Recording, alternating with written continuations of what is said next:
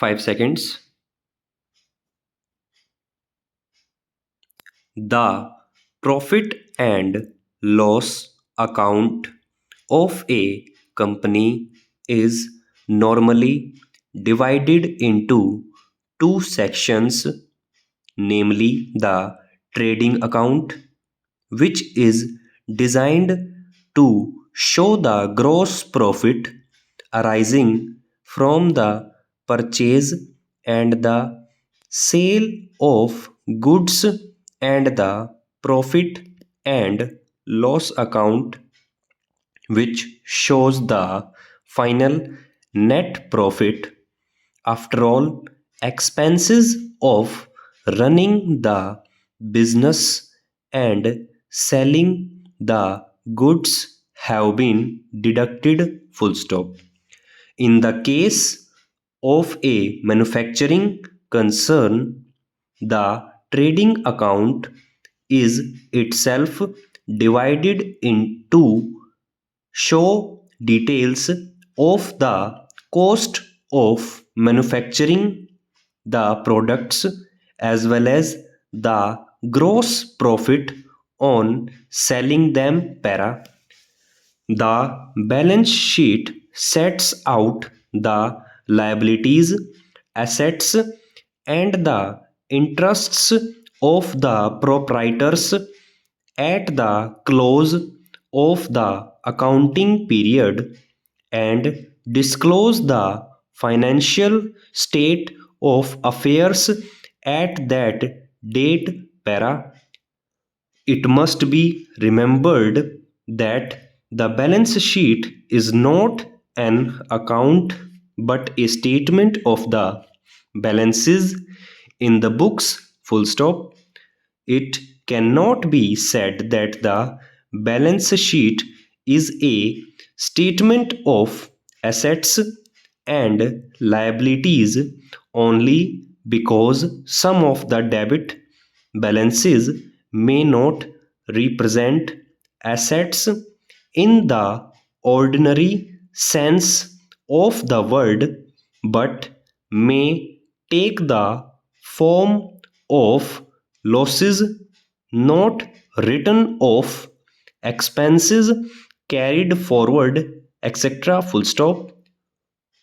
On the other hand, credit balances may be included, which are not liabilities but represent part of the interest of the proprietors in the net assets of the businesses.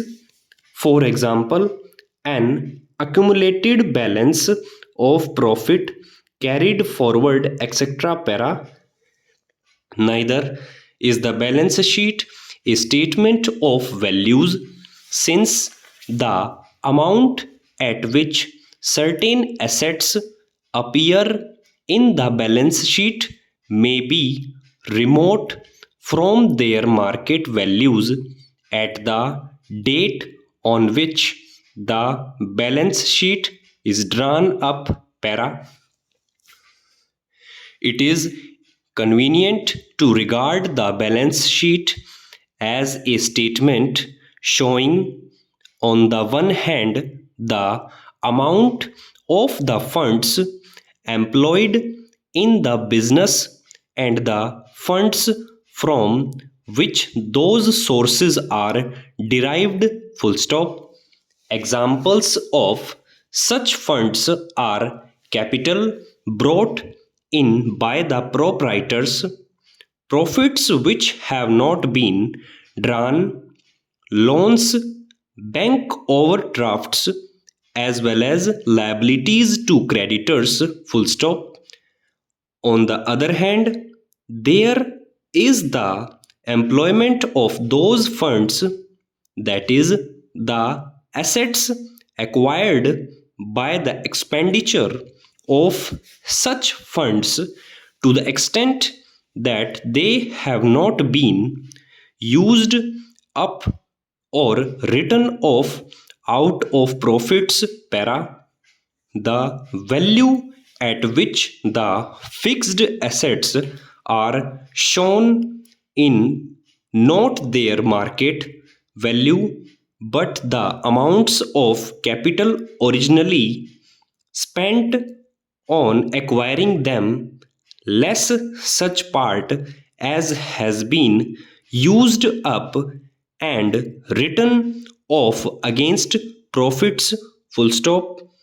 Current assets are included at cost unless their value has fallen below cost, when in fact the fall in value has been written off against profits and the assets appear at their market value.